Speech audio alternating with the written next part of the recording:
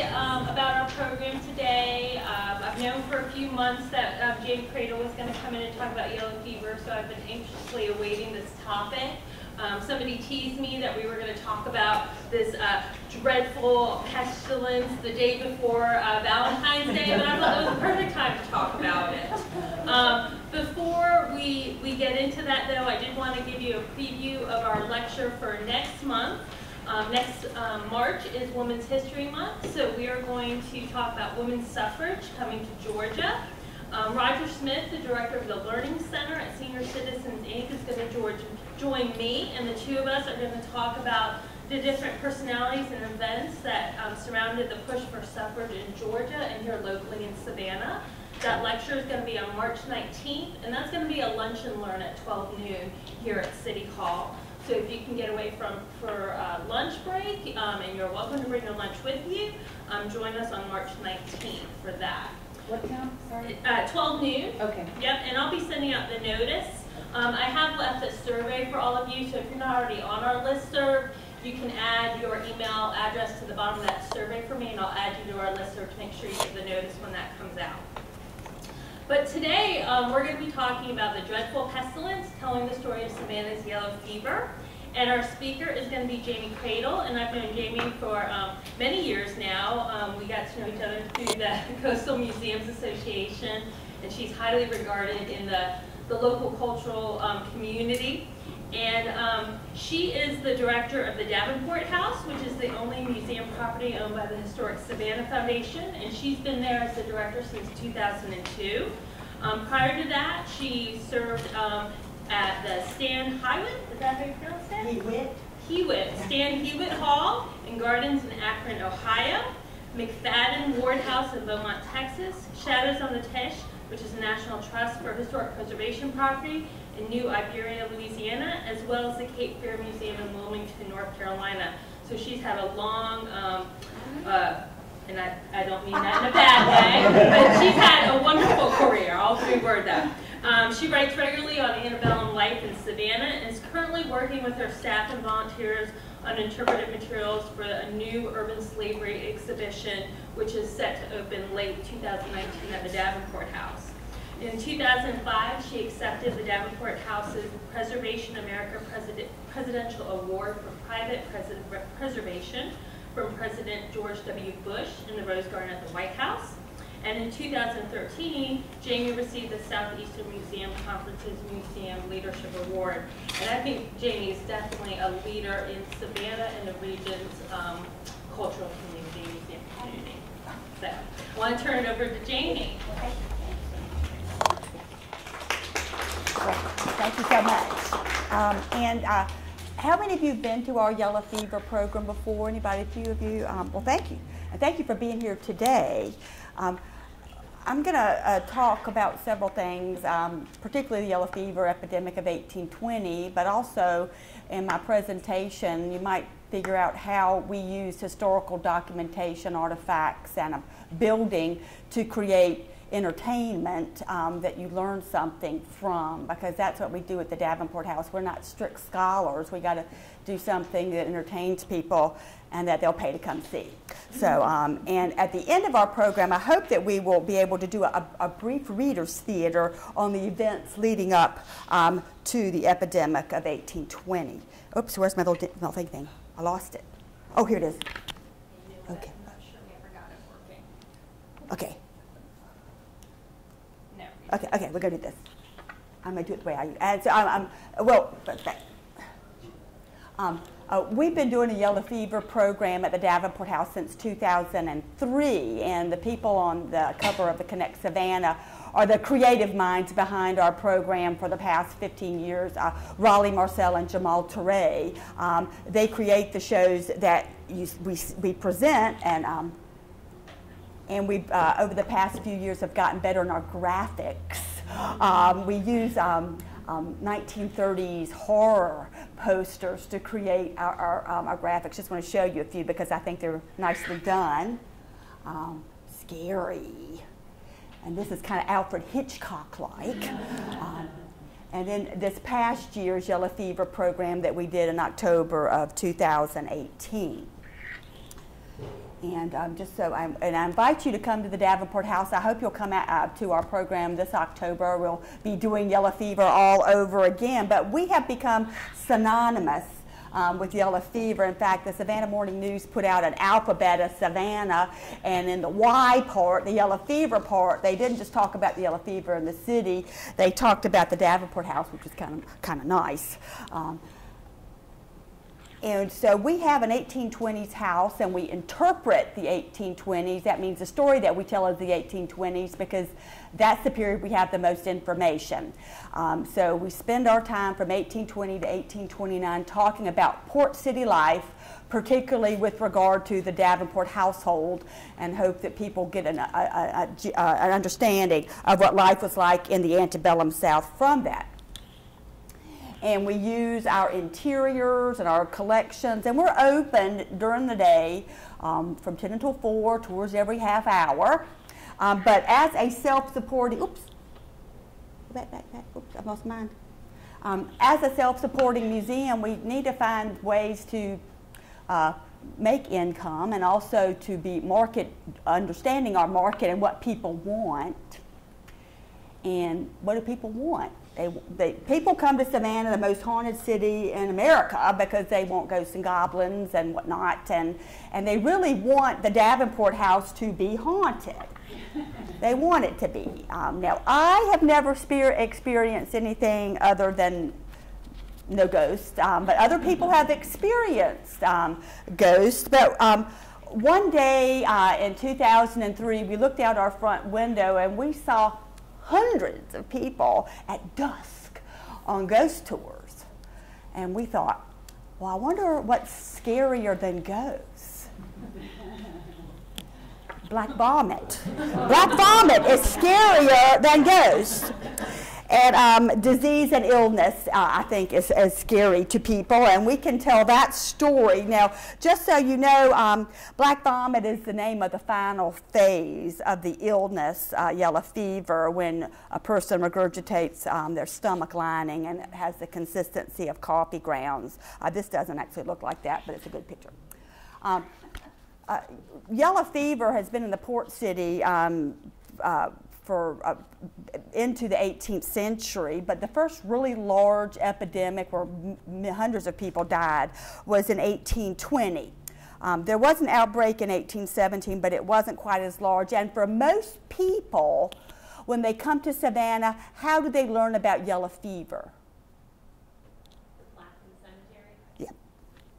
The plaque in Colonial Cemetery. As they're wandering around, they will see this plaque in Colonial Cemetery, which, and I don't know, we haven't done that research, if people were buried in mass graves. I would assume they were. But this is when they're maybe the beginning and the end of hearing about yellow fever in Savannah, is at Colonial Cemetery and this plaque that's there. So just so you know, just a little bit of grounding in the disease.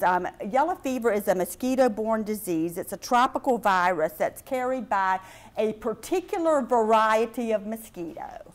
There are a whole bunch of varieties of mosquitoes, but it's called the Aedes aegypti, and it's a day-biting mosquito. This species is most active 2 hours after sunrise and several hours before sunset. After the mosquito feeds on a virus carrier, the virus starts to replicate in the mosquito. After 8 to 12 days incubation period, the mosquito can transmit the virus on subsequent feeding attempts. And then feeding generally occurs, as I said, at 1 or 2 hour intervals. The Aedes aegypti is adapted to breed around human dwellings and prefers to lay its eggs in clean water free of other organisms. Artificial and natural water containers, such as flower pots and old tires, are their favorite breeding ground. And just know today, yellow fever is not cured, and in the third world, if they're available, the best breeding ground is wet shower floors and toilet tanks. Research has shown that certain chemicals emanating from bacteria in water containers stimulates the female mosquito to lay their eggs. So that might be a bit more than you wanted to know, but that's what the fever is. Now, the incubation period once bitten is 3 to 5 days. And most cases of yellow fever are mild. Headaches, fever, chills, backache, fatigue, loss of appetite, muscle pain, nausea, and vomiting. And in these cases, it would last 3 to 5 days. For most people, this is all that they would have. And then there would be a 3 to 5 day remission. But then for about 15% of these cases, they go into the intoxication phase of yellow fever, which involves multi-organ dysfunction. This may include heart, liver, and kidney failure, bleeding disorders, hemorrhage, brain dysfunction, including delirium, seizure, coma, shock, and death. And this is just a fantastic illustration, a visual illustration of the phases of yellow fever. As I said, 15% of cases enter the toxic phase, where you're bleeding from the mouth, the eyes, gastrointestinal tract, and the regurgitation of the stomach lining, where we get the term yellow fever. The toxic phase is fatal to about 20% of cases. Now, generally, making the overall fatality rate for the disease 3%, but in severe epidemics, the mortality could be as much as 60%.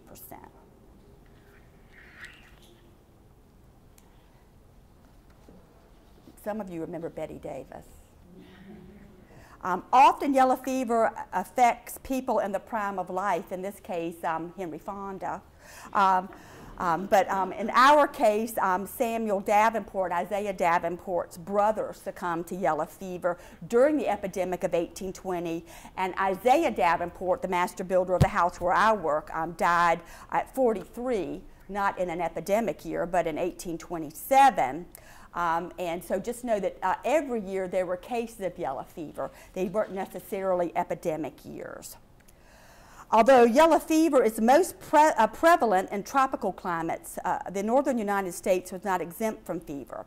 The first outbreak in the English-speaking North America occurred in New York in 1668, and a serious epidemic occurred in Philadelphia in 1793.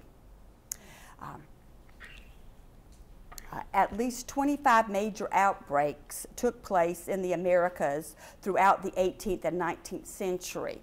Urban epidemics continued in the United States until 1905, when the last outbreak occurred affecting New Orleans, where Jezebel, the movie I just showed you, took place.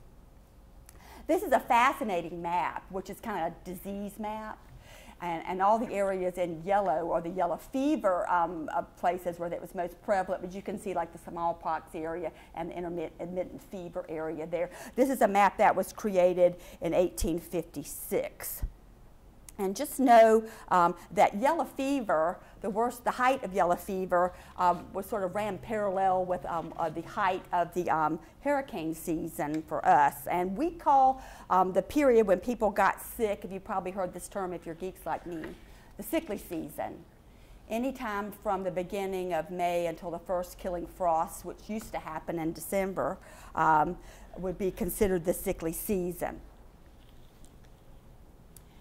And just know that the virus and the mosquitoes that carried the virus were probably transferred to North and South America through the importation of slaves from Africa. It's part of the Atlantic slave trade. Now, just note there's no cure for yellow fever today. It's still a problem in the third world. According to the World Health Organization, there are approximately 200,000 cases of yellow fever worldwide each year, and about 30,000 deaths. About 90% of those occur in Africa. Is there a vaccine? There is a vaccine that you can get, and it's you get a small dosage of the virus. I think there are lots of, is that smallpox that way as well? But if you get it, there's no cure for it to this day.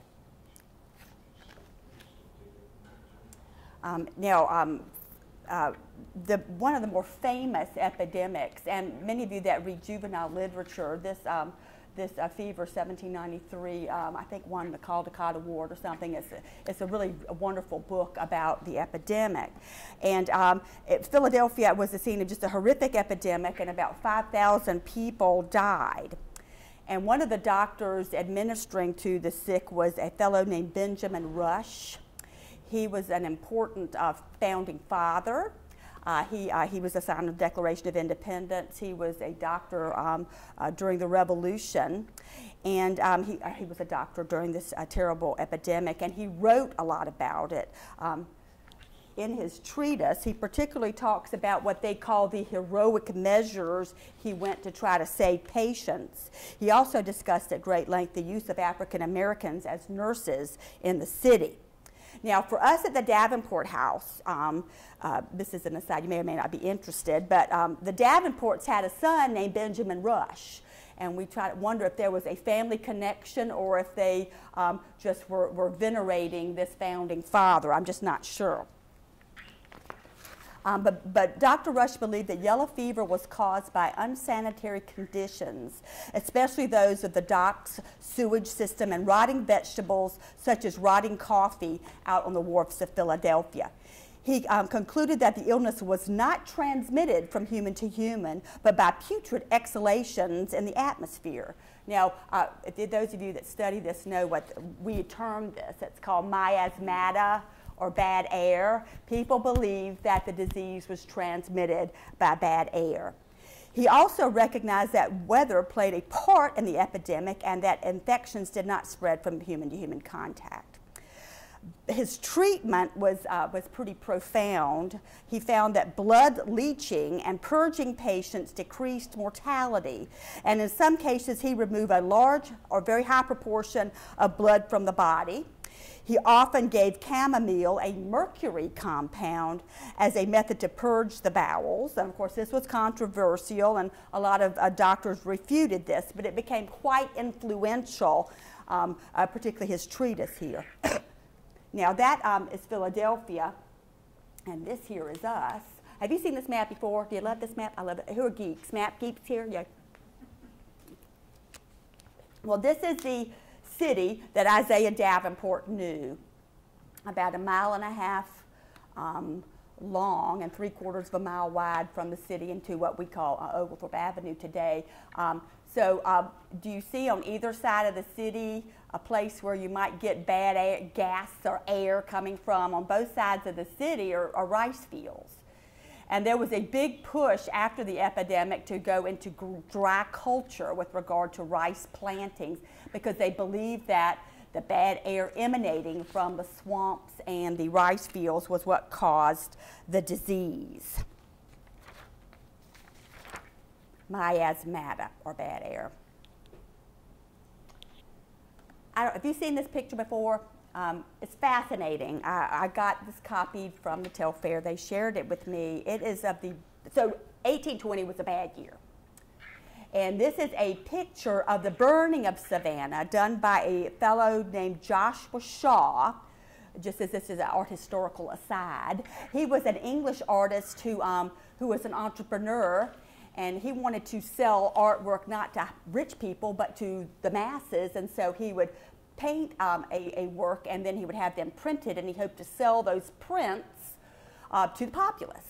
And one of his most popular picturesque views of America was this fire that happened on January the 11th, 1820. Now, do you recognize things? I think that the one on the right, is that like the Exchange? And then the rounded top may be Christ Church, and the one on the far left, Independent Press. And this view is if he was on the Truman. He would be looking towards the city in flames. A terrible fire, January 11th, 1820, burned 463 buildings. And you're saying, why are you telling me this? And of course, this is what was written in the paper: to be raised in the dead of night by the cry of fire, to see the flames surrounding you, to hear the awful roaring, crackling, and to see the city ablaze. That was written in the newspaper. And so you got terrible, terrible loss of homes and property after this time. And this is not Savannah, but it kind of gives you an idea about fire and badness and hand pumpers. But what happened after the fire? Well, you have exposed house foundations and vaults. And then you have a mild winter and a wet spring and summer. And you remember the ideal conditions for the breeding of the Aedes aegypti mosquito, I hope. Clean standing water. So, so clean standing water, and that mosquito has just bitten somebody. Yuck. Now you can read this with me. This is not from 1820, but I hope you get the idea about the sanitary conditions of Savannah before modern day. The sanitary condition of the place and its surroundings was deplorable. Rice, cultivated in stagnant water, was planted on the western and eastern flanks of the city. There was no drain for rainwater in the streets, so that the stagnant pools would be found in every direction, when the water would be soon turned green with algae and ill-smelling swamps and undrained. Impassable lands extended to the very site of the inhabited portion. Almost everybody suffered from chills and fever. The malaria fever cropped out early in April, long before the mosquito had started to sharpen his bill, and lasted till the middle of December. So it was yucky. Savannah was a yucky place to be. So after, So after, just like after a hurricane, so we had this bad fire, what happens? I won't call them opportunists, but people come into town wanting to help you. And so a lot of people were coming into Savannah looking for opportunities and also to help people rebuild the city. And they had not been in Savannah previously to be acclimatized and maybe to have had a bout of yellow fever and to have survived it. And so, and this is again the map of Savannah, and so where the fever began was Washington Ward, because that was the poorest section of town, where these people would come in, sort of lay in flop houses like World War II, where somebody would sleep and then go work at the port and then come back, somebody else would take their place, sort of thing. And so,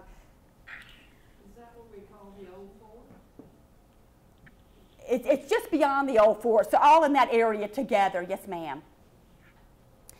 And so, the mayor made this pronouncement because people were starting to get sick, and the mayor didn't say, well, it wasn't us, it was these strangers. So he said, having received reports from the Committee of the Medical Society, I feel myself authorized to announce that no pestilence prevails in the city.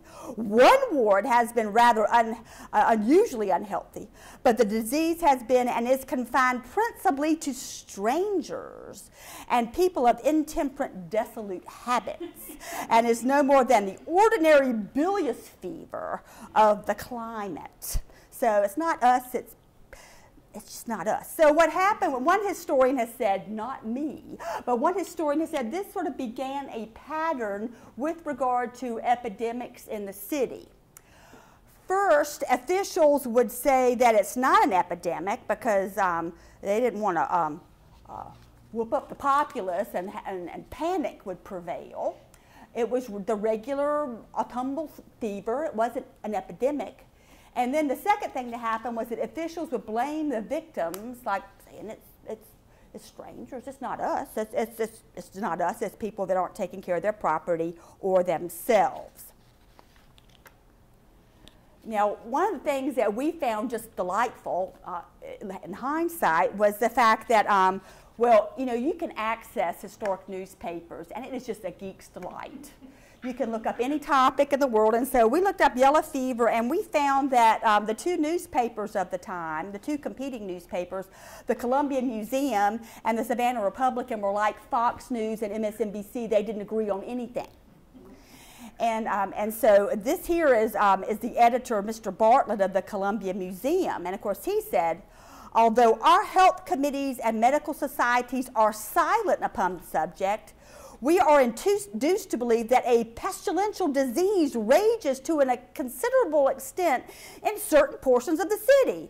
Why is it the endeavor to keep the facts secret? And why isn't the public fully informed of the matter by those whose duty it is to inform us fully? Why aren't they telling us this? And of course, the other newspaper said, and this is Mr. Fell, the editor of the Savannah Republican, he said, when an ignorant fellow bawls out "mad dog" in the streets, or when a simpleton hears that the yellow fever is in any of our wards, you may make it appear as plain as the nose on your face that there is no mad dog and that there is no fever is not raging at all in the city.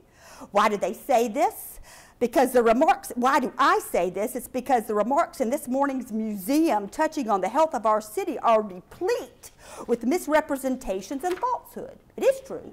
A small part of the inhabitants of Washington Ward have been visited with disease, but we deny that it rages in a considerable extent or that it's a pestilential fever. So there. And that goes on all summer long. But it's very sad to read these recountings each day in the newspaper and envision what's happening in our historic city. One of these reads from September the 28th, communication. Just coming to town, I find it deserted by almost all of my friends. Many stores closed, very little moving in the streets, and the only activity displayed is the cropping of trees. The axe sounds in every square, and the dismal appearance of empty streets is thereby much increased.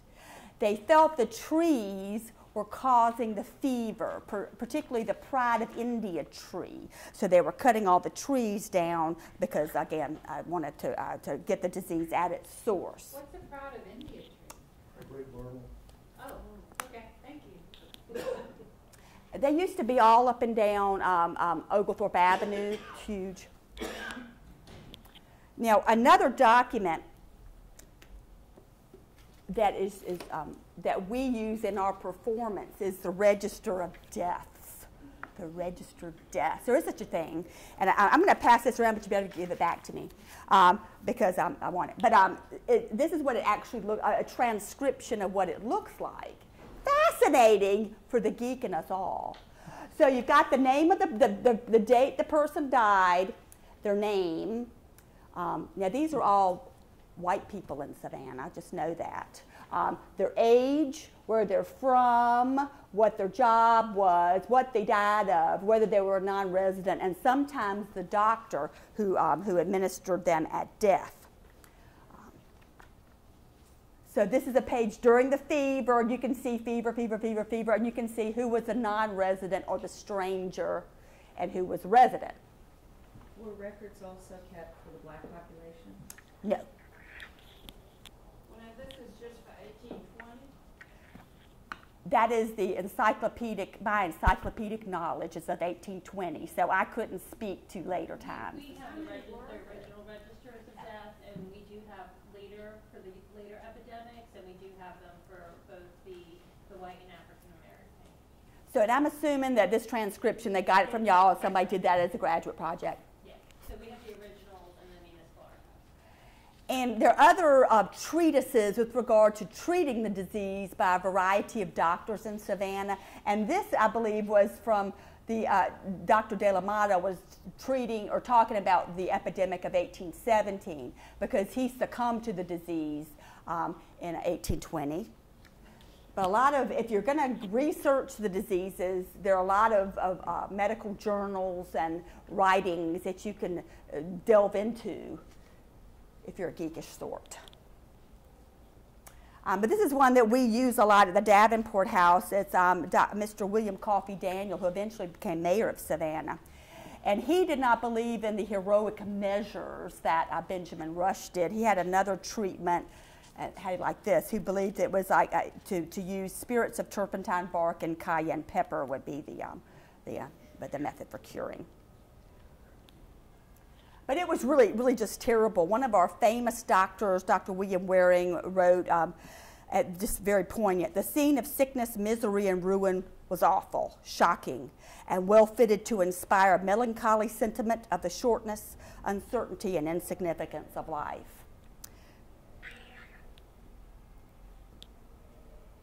So finally, the mayor and all of the officials really realized around September the 14th that it's real bad and that we better tell people to leave town.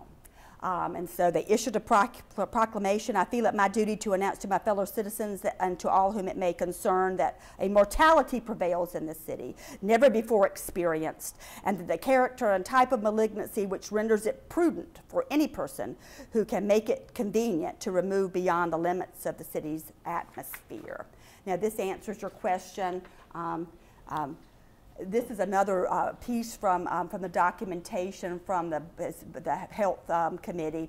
A mortality also prevails among the blacks, but as they are not noticed in the official reports, we have no data on which to estimate their number. Now, for us, a real good visual for our people that come to see what we do is to talk about the treatments, particularly the heroic treatments that Mr. Rush espoused, Dr. Rush espoused. You know what they are? You ever heard this? This is for antebellum geeks, and the way they treated disease was puking and purging, bleeding and blistering. They believed, and if you remember from your English literature back in the day, we talked about this, the imbalance of the humors. You had too much of one fluid and not enough of another, so they would, what would they do? They would bleed you, and I've got some reproduction lancets, if you would like to see it. If they've got fake blood, it's not real blood on them. And the British Medical Journal to this day is called the Lancet, and so you would open up a vein and you would bleed somebody. And it wasn't just doctors who bled people. A housewife would know how to do that for her family because, you know, they get sick a lot. The kids get sick a lot. And so you would bleed somebody about 10 ounces. You remember those little Cokes? Remember those little Cokes that were 10 ounces? So this is what some lancets look like. I'm going to pass this around, but you better get back to me. So that's bleeding. Blistering would be done by just a hot poker against the skin, so you get a blister to get oozy. Puking, an emetic, would you puke somebody to throw them up, and then purging is, you know what purging is, puking and purging, bleeding is the other side. Okay, so, okay, what about next? So we're all about the visuals with regard to yellow fever, and so the things that we would need to be able to tell the story, besides actors or a lancet, a bleeding cup that would sort of act as a vacuum on where your vein is, sort of pull it up so that you could bleed a person, a pocket watch to take a pulse, ribbing bands, chamber pots, blankets, you're sweating somebody with a blanket. Anytime you go to a historic house and you see mosquito netting, there's lots of stories you could tell. They did not know mosquitoes cause disease, but they didn't like to get bitten. Open cisterns, a sick bed, medicine bottles, closed shutters, leeches, leech jars, and mourning items. So if it wasn't during a time of great panic, you might put some crepe on your door, just like in the old days. Remember, people would put a bouquet of carnations on your front door, white carnations. Did you remember that? For death? Am I the only one? Nobody remembers that? Y'all aren't from the rural South, I don't guess. We were fortunate because we sort of became known for the yellow fever place. So after Hurricane Katrina, the PBS television show American Experience was doing a segment on yellow fever, and they couldn't go to New Orleans, so they filmed it here, and they used our people because we are experienced with yellow fever. Just so you know, there wasn't a family that was untouched by the terrible pestilence. And what happens, generally speaking, is that it was the woman's duty to care for the deceased. Viewed as an extension of birthing children and nursing the ailing, the responsibility of preparing the dead fell upon women. With death came, when death came to the home, women came together. They would assist each other with the preparations for burial and the ceremony within the home. Preparations included washing the body, dressing or putting the body into a shroud, and presenting it for viewing of friends and family, receiving condolences, preparing for hospitality, coordinating with friends. Now, during an epidemic, a lot of this was abbreviated or completely eliminated, but generally speaking, the mother of the household was the one that did that work prior to Civil War. Now, we find stuff that's the fun thing about doing research. You come upon things that you never expected to find. And when we were researching yellow fever several years ago, we came upon one of the most fascinating people we'd ever heard about. One of Georgia's first doctors. Her name was Mary Lavinder, and she was born in 1778, and her obituary, she died in 1845, and she had a very large obituary in the newspaper. And some of it reads, "She was one of the most extraordinary women the state has ever produced. Early in her life, she devoted her activities to a character quite unnatural to her sex. She was a midwife, but she also was a doctor as well. And this is how they described her. She was not blessed with gentle manner. Her exterior was rather forbidding than otherwise. She despised every sort of finery further than neatness and cleanliness was concerned. Her words, too, were not selected for their softness, but were short, blunt, and to the purpose. During the fearful pestilence which lay waste to our city in the memorable year of 1820, she went about from house to house ministering to the sick and nursing and comforting the poor, regardless of the danger of what many then considered an infectious disease. Nor was it only during the ravages of pestilence that she continued this life of mercy and charity. From hour to hour, from day to day, from year to year, has she pursued this long life course of thoughtful consideration of others and the denial of her own personal comfort." I just find that fascinating. Women doctors were slow to make success in Savannah and other southern cities. No other woman practitioner has obtained the same success in Savannah that Dr. Lavinder attained. That was in her obituary. And it was not until 1915 that the Medical Society admitted a woman into the Medical Society of Georgia. But just know, along with that, she also owned 23 slaves. And we tried to do justice to Mary Lavinder when we do our program. Another piece of documentation that we found when we were doing this work was we found Isaiah Davenport's sort of obituary, or a recounting of his death. He was constructing a sawmill over on Hutchinson Island, and so he was the respectable mechanic that Dr. Waring is talking about in this long quote. And he goes on to say, well, you would think that he would have not succumbed to yellow fever because he lived here for so long, but he did, and it was terrible and unfortunate for the family, and we've got his obituary there. So in addition to the epidemic of 1820 and other areas that are ripe for research, there was a terrible epidemic of 1854, and a newspaper writes, "To come is death, death." Nothing, that should be but death. That's probably supposed to be but. And then there was another epidemic in 1876. Following that, you get changes with regard to the understanding of sanitation, garbage collection, and drainage. My grandfather died in 1876, great-grandfather, and his mother. Terrible. His wife took my grandmother to Carolina to get away from it. I don't know. It must not have been as prevalent over there. Well, that people would seek higher ground where there wasn't bad air. Well, and I think they believed in this bad air theory for a very long time. Yeah. Now, just so you know what happened, there was a Cuban doctor named Carlos Finley who theorized in the 1880s that what caused yellow fever was the Aedes aegypti mosquito. But it took 20 years and for Dr. Walter Reed down in Cuba to prove this thoroughly. What war was that in Cuba? I can't remember. Help me. Spanish-American War. They had all these soldiers, and they could conduct these experiments underneath the mosquito netting with mosquitoes inside, so you could prove conclusively that it was this particular mosquito bite that caused yellow fever.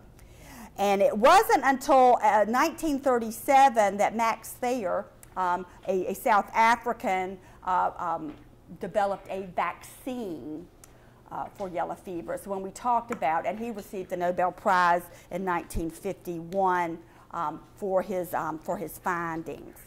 Could you repeat the year that he invented the vaccine? 1937. Okay, now we've got some time, and so this might be rather unconventional, but this is our theory of museum learning. And it says down here that if you participate in a dramatic presentation, you might remember it 2 weeks from now. So what I've got here is a reader's theater about the events leading up to the epidemic of 1820. Now you can say pass, or you could read a part. But you have to remember who you are, because I won't know who you are. So would you like to be man number 1? Sure. Would you like to be man number 2? Oh, well, you want to be man number 2. You can be lady number 1, lady number 2, lady number 3, or girl 2. Would you mind being girl 1? Jamie, how many people have to die before they classify it as an epidemic? You can be Dr. John Milton Harney. Okay. I don't know a lot. So evidently there were 2 epidemics in Savannah of major proportion. 3, at least 3. 54, 76. Okay, 18. Okay, I forgot who you were. Who were you? You were the mayor? How about you being James Monroe? Do you mind being President Monroe? You hate that? You hate that? You hate that? Could you be President Monroe? Would you mind being Dr. Coffee Daniel? Who wants to be Mary Lavender?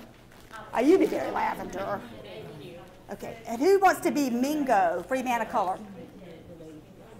We have a hand up over here. Oh, there we go. Thank you very much. Now, these are the events leading up to the terror. Oh, I got some more. I think I missed somebody. Do we miss? Well, we'll have to figure that out. Maybe I ran off too many. Okay, so we are going to start. It's going to be joy, panic, fire, the curse, and the fever. So who is Mayor Charlton? Page 1, page 2. Mayor Charlton, would you please read? I am Mayor Thomas Usher Pulaski Charlton. Welcome to our town. What an extraordinary time to be living in Savannah. America's 16th largest city. The dances, the balls. To quote Mrs. Julia Scarborough, the blowouts. Whiskey, 50 cents a gallon, wholesale. Buy Madeira wine at $2.75. Pleasure and dissipation. Our spanking new Presbyterian church. Our vaunted pride of India trees. The quantity of rubbish and filth in our streets and lanes. There's a branch of the Bank of the United States here in Savannah. Not to mention the moldering carcasses of every species of domestic animals. New and magnificent buildings on every square. Mr. Richardson's mansion. Mr. Scarborough's edifice. A fabulous theater. All designed by that young genius of an Englishman, Mr. William J. Mr. Isaiah Davenport's home on Columbia Square, designed and built by a practical and hardworking American. Huzzah! 90,000 bales of cotton a year into Savannah, down to the port, and out into the world. Cotton, nothing but cotton. I tried to book a passage to Liverpool in a fine brig, but the captain says he can make more by carrying cotton. The more cotton, the more slaves. The more slaves, the more cotton. And the President of the United States is here in Savannah. Huzzah! Citizens of Savannah, the 5th President of these United States of America, Mr. James Monroe. I'm happy to have it in my power to assure you that the health of our cities is now completely restored, that the produce of the year, though less abundant than usual, will not only be amply sufficient but for home consumption, but afford a large surplus for the supply of the wants of other nations, and that the derangement in the circulating paper medium has diminished thanks to the good sense and virtue of our fellow citizens. And finally, we must have peace on a frontier where we have been so long disturbed. And of utmost importance to you here in Georgia, and to achieve those ends, we have concluded a treaty with His Catholic Majesty of Spain, ceding Florida to the United States. Huzzah! Mr. President, we present the SS Savannah, not a steamboat, sir, to ply our rivers, but a steamship, sir, to cross the ocean. Savannah, Georgia to Liverpool, England, the first such vessel to attempt such an undertaking. I confess that a glow of pride animates my heart. Huzzah for America! We are Savannah! 29 days and 11 hours later, the SS Savannah steams into Liverpool, England. From Liverpool, the Savannah proceeds to Stockholm, Sweden, and thence to St.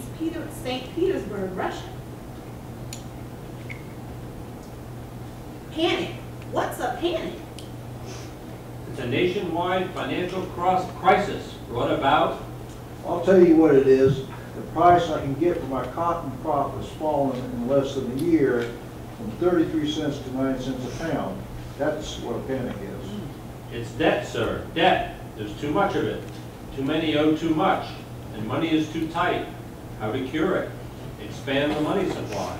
You mean print more paper currency? It's worthless. It's a promise is all that it is. Species the thing.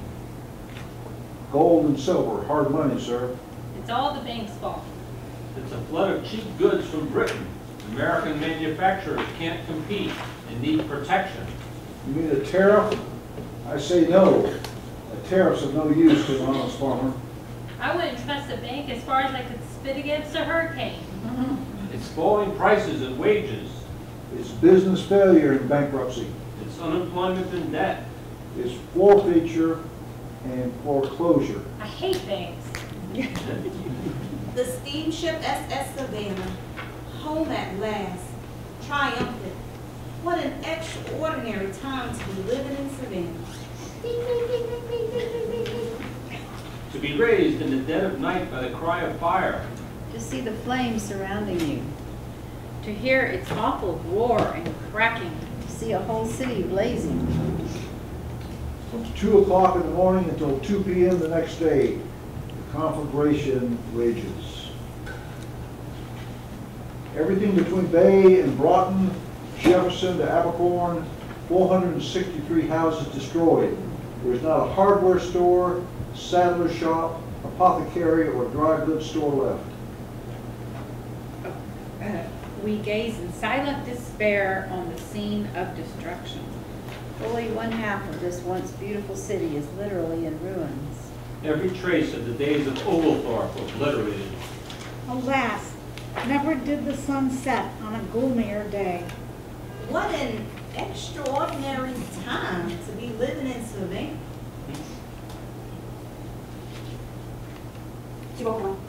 March 1820. Notice in a New York newspaper for sale. The well-known steamship Savannah, lying at Washington City. A sad casualty of the ongoing economic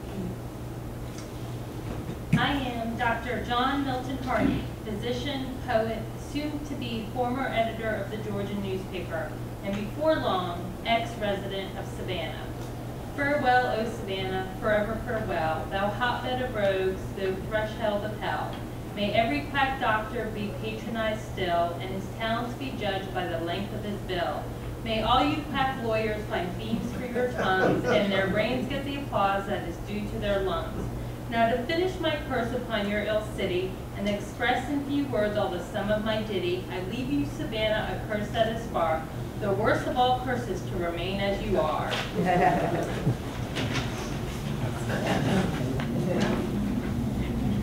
The register of deaths in Savannah for June 1820, 14 deaths from yellow fever. There's no cause for alarm. There's cases of fever every year when the sickly season begins. But what causes it? It's our pride of India trees. They poison the air we breathe and the water we drink. Cut them all down, I say. The register of deaths in Savannah for July 1820. 39 deaths from yellow fever, 53 total to date. Sure, some people in Washington ward have been visited by the fever, raising the alarm of pestilence or epidemic is to wildly misinterpret our situation. It's like a fellow bawling out that there's a mad dog in the street when as plain as the nose on your face, there's no mad dog. The register of deaths in Savannah for August 1820, 111 deaths from yellow fever, 164 total to date. Sold at auction, the steamship Savannah. I'm Dr. William Coffey Daniel. The situation in our city and the presence of so many strangers, especially from the north, who have come here to rebuild our city after the fire, demands that I enlighten you as to the symptoms of the present prevailing fever. Next page. First, one's skin does not always turn yellow, and second, the common term black vomit for the fever does not always manifest itself in the terminal stages.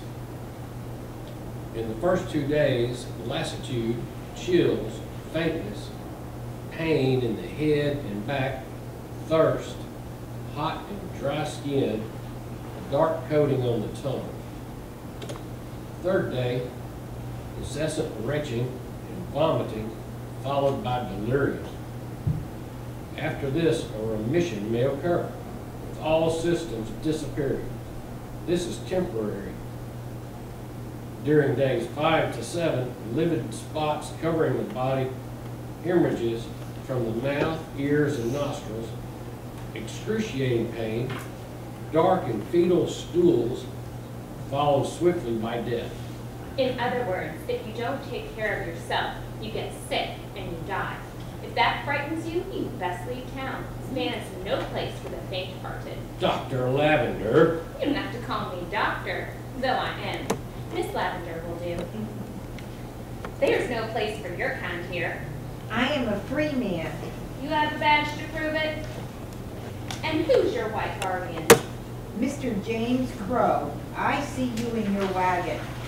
I minister to the poor, grits and tea for women in travail, bread for children with the fever, not just white children. You want your badge? Give me 6 shillings for the poor. I give 2. I expected one. If you had a master, you had no need of money. Everything be free. I had a master once, and it was money that freed me. My money. Money I earned by the sweat of my brow. You're insolent. If I owned you, I'd sell you to Louis Manigault, and you'd soon be cured of that. Be gone. I seen you in Yamacroft. I'm not afraid of Yamacroft, even if it's known as a pandemonium of darkness. Oh, sorry. The register of deaths in Savannah, September 1st through the 14th, inclusive, 89 deaths from yellow fever, 253 total to date. September 1820, steam engine and all associated machinery and apparatus has been removed from Savannah. Her new owners converting her into an ordinary sailing vessel. I feel it is my duty to announce to our fellow citizens and to all whom it may concern that mortality prevails in this city, never before experienced. and that the character and type of the fever is of a malignancy which renders it prudent for any person who can make it convenient to remove beyond the limit of the city's atmosphere. I feel myself also authorized to say that the fever, which is carrying off our people, is not contagious. Y'all all are going to have to come. Give yourselves a hand. Y'all are all going to have to come and see our show or be in it next year. Now, we always want to see if you lived or died. This is the lottery of life and death, and you will see whether you succumb to the fever and then you can pass these around and congratulate yourself with a chocolate.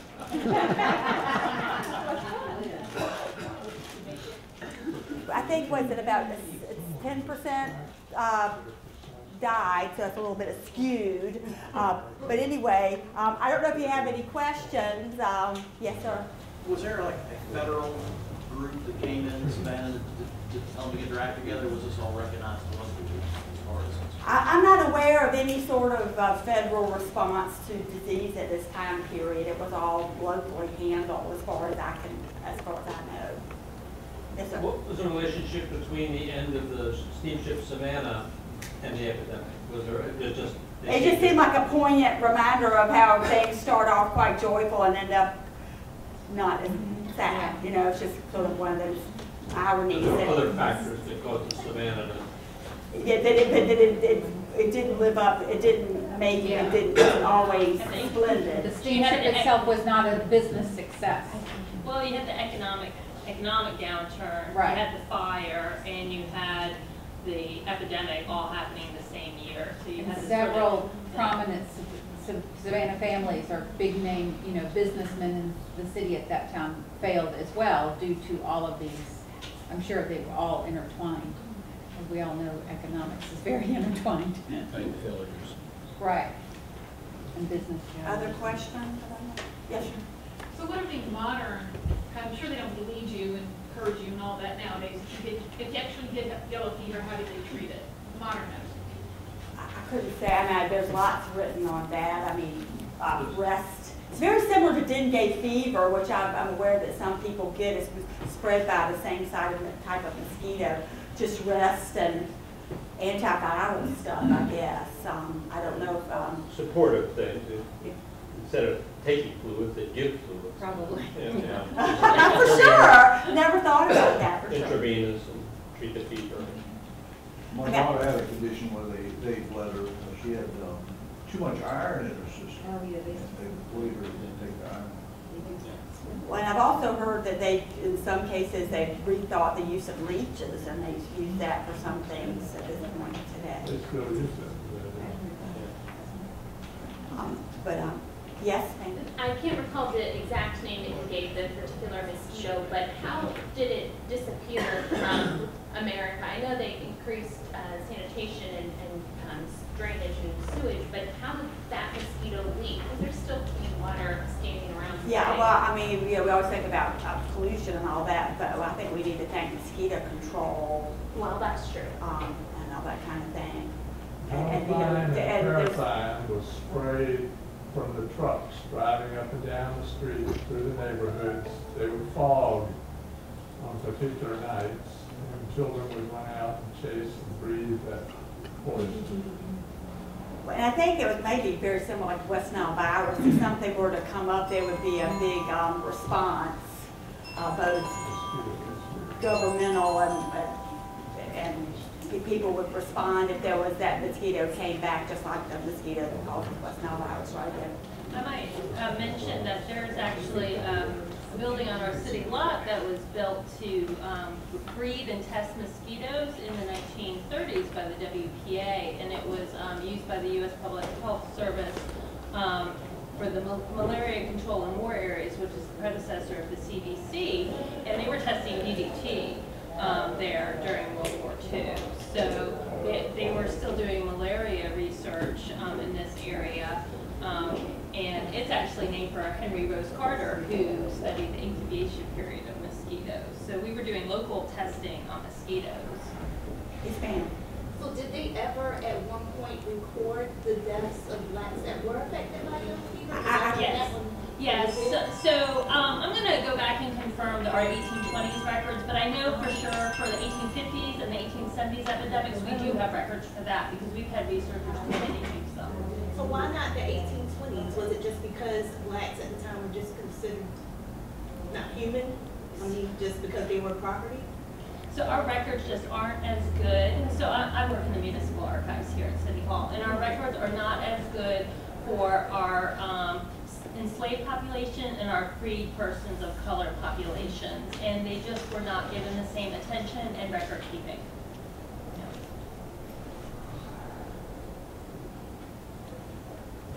Well, nobody has any other questions. I really want to give Jamie a really big thank you, and I love her interactive presentation. I think that was a lot of fun.